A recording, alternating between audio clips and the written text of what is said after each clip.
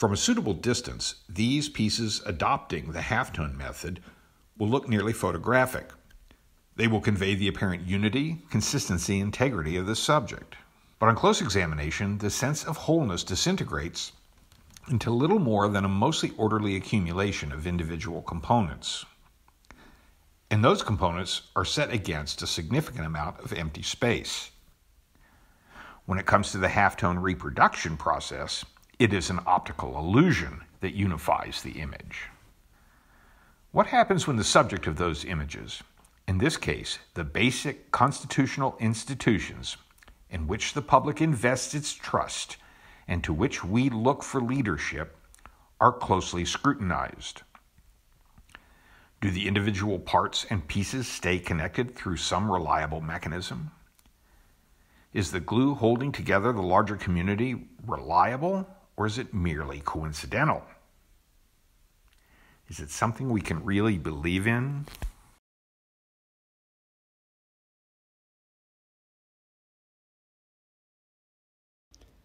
I started working on the show 2020 in September of 2019. At the time, I was thinking about the upcoming election year, and I was considering how I could portray sorrow, anger, outrage, depression without the emotion becoming cliched. I saw a video of Serena Williams crying in the bleachers after her back went out at the Roger Cup in 2019. Here was this powerful woman displaying total vulnerability in public, and her sorrow reminded me of our collective grief. I listened to many political podcasts while making this work, but I would often stop listening to the words as I got lost in the process of drawing.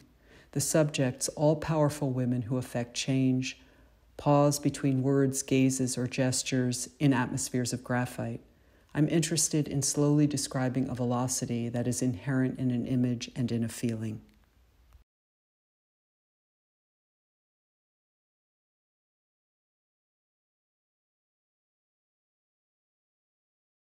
But you, me, and tomorrow hold hands and make vows that struggle will multiply. Has a lot to do with reflecting back on this shared history and struggle through the ages and where people like me, Black women, see ourselves represented. When we are represented, it feels like a lie or a half-truth, but oftentimes it seems more like an erasure of our presence in general. During presidential election seasons, for as far as I can remember, there is this conversation about the forgotten. This drawing is a reclaiming of that space that is held every 4 years for the forgotten worker, by drawing Black women doing the labor that white men are celebrated for. The title of this drawing is based on the Assata Shakur poem, Love, which I will read for you now. Love is contraband in hell, 'cause love is an acid that eats away bars. But you, me, and tomorrow hold hands and make vows that struggle will multiply. The hacksaw has 2 blades. The shotgun has 2 barrels. We are pregnant with freedom. We are a conspiracy.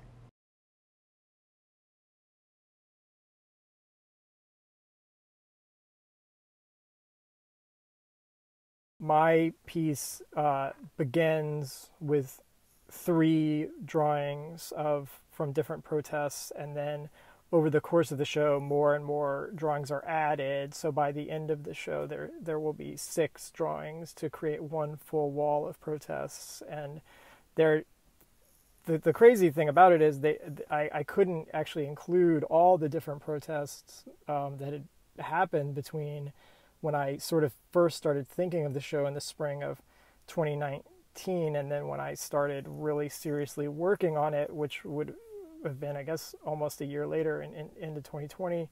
But some things did happen. I mean, Evo Morales was deposed in a U.S.-backed coup, and there have been massive protests there, especially amongst the indigenous people in Bolivia. So that was a coup that I was really, really just sad about what happened there, and sad about my own government's role in it. So I felt like I definitely wanted to include that. And then I definitely wanted to include something from the U.S.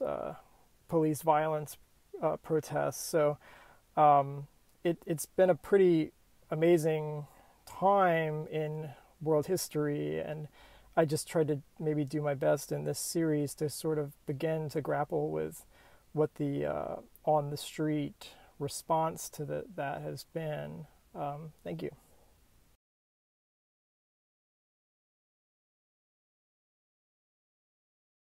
Marty Corman, who frequently works from photographs found on the internet, came across an image of the guard who at one time was posted at the massive bronze doors that are at the entrance of the National Archive in Washington, D.C. The archive, first opened in 1935, houses the original copies of the Declaration of Independence, the Constitution, and the Bill of Rights. Each door weighs 6.5 tons, and in Corman's They Might Be Giants triptych, the guard incrementally increases in scale until the doors are not so daunting and the guard is no longer dwarfed. To emphasize his process, Corman has included in the exhibition a suite of altered Polaroid photographs that document both his hand at work and the tools he used in creating the drawings. The artist was interested in juxtaposing an image representing government and, by extension, the democratic will of the people with himself and his individual voice as an artist.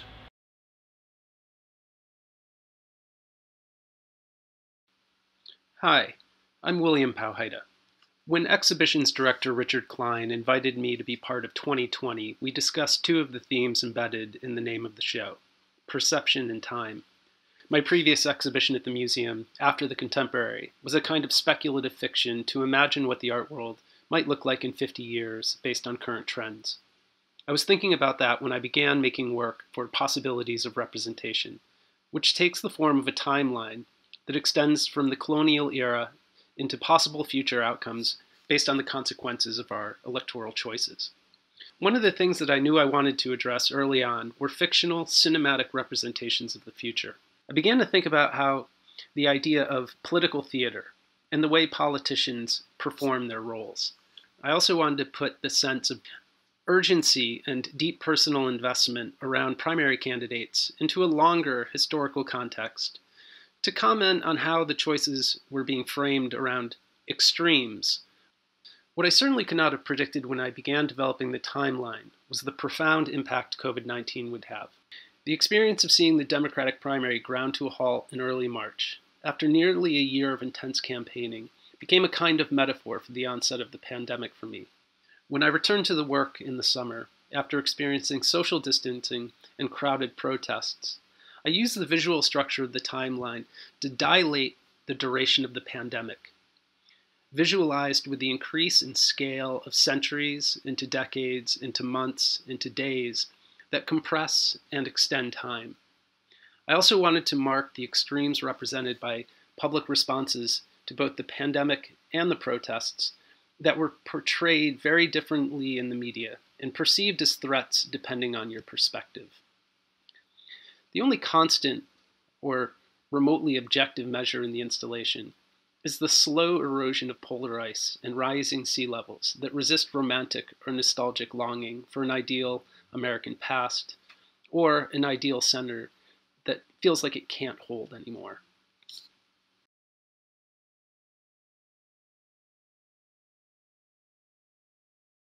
Hi, my name is Diana Spungen, and I've created this work titled Still Life Triptych that you see here in front of you, included in the Timely Exhibition 2020. When exhibition director Richard Klein asked me to create artwork for this exhibition, I thought about how I could contribute something unique and poignant to reflect on the last year plus. I contemplated numerous dichotomies: anxiety, bravery, hope, hopelessness, unity, division, waiting, hurrying, and the expansion, compression of time related to world events and our current election. Rather than make an explicitly political proclamation or look to media images we are bombarded with on a daily basis, I chose to focus on these sentiments as more of a contemporary memento mori, taking inspiration from the well-known Philippe de Champagne Vanitas still life painting from the 1600s, showing the transience of life, the futility of pleasure, and the certainty of death. My hand-drawn pencil animations contain the icons of historical still life paintings paired within contemporaneous settings. The work is made from 280 unique pencil drawings, some of which are also on view and arranged and rearranged in collaboration with Richard Klein based on keywords that define the present moment. In the first panel, Still Life, Open and Close, an iris flower appears budding, blooming, and dying. Rooted in Greek mythology, the iris symbolizes hope, wisdom, and courage. It loops endlessly in an unattainable feat of dying and rebirth. The opposing moving chain-link fence is equally a simple backyard fence, while also emblematic of darker themes of confinement and barriers. In the center, Still Life, Forward and Backward, features an hourglass keeping ambiguous time. The juxtaposed backdrop of silhouettes pictured is sourced from an abstracted crowd of protesters marching on Washington, D.C., a scene ever so prevalent in our recent national psyche. And lastly, the panel on the right, Still Life, End and Begin, shows a bodiless skull drawn unfeasibly rotating, moving yet clearly not alive.